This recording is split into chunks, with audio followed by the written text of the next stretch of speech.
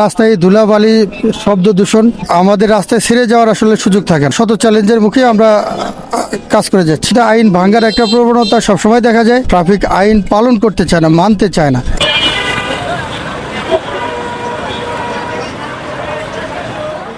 রোদ, গরম, বৃষ্টি পড়ে তখন আমাদের রাস্তায় ছেড়ে যাওয়ার আসলে সুযোগ থাকে না। এই শত প্রতিকূলতার মধ্যেই আমরা আমাদের ডিউটি পালন করে চলছি। বাংলাদেশ পুলিশের প্রতিটি সদস্যই সবসময় রাস্তায় থাকে। শত চ্যালেঞ্জের মুখে আমরা কাজ করে যাচ্ছি।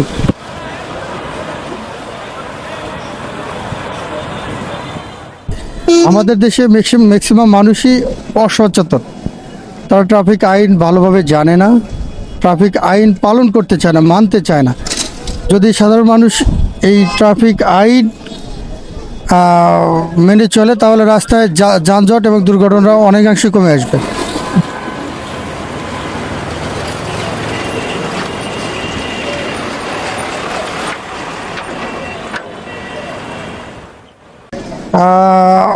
অনেক প্রফেশনাল চালক আছে যারা সহযোগিতা করেন, কিন্তু আমাদের দেশের মানুষের মধ্যে আইন ভাঙার একটা প্রবণতা সবসময় দেখা যায়।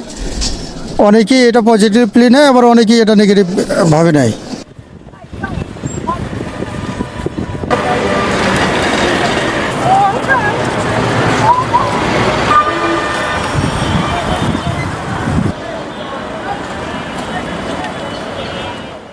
আসলে মানুষকে উৎসব পালন করতে সাহায্য করার জন্যই আমরা সবসময় রাস্তায় থাকি। মানুষ যখন নির্বিঘ্নে উৎসব পালন করতে পারে এবং এই উৎসব পালনে যখন আমরা সাহায্য সহযোগিতা করতে পারি, তখনই আমাদের ভালো লাগে যে মানুষকে আমরা উৎসব পালনে সহযোগিতা করতে পারতেছি।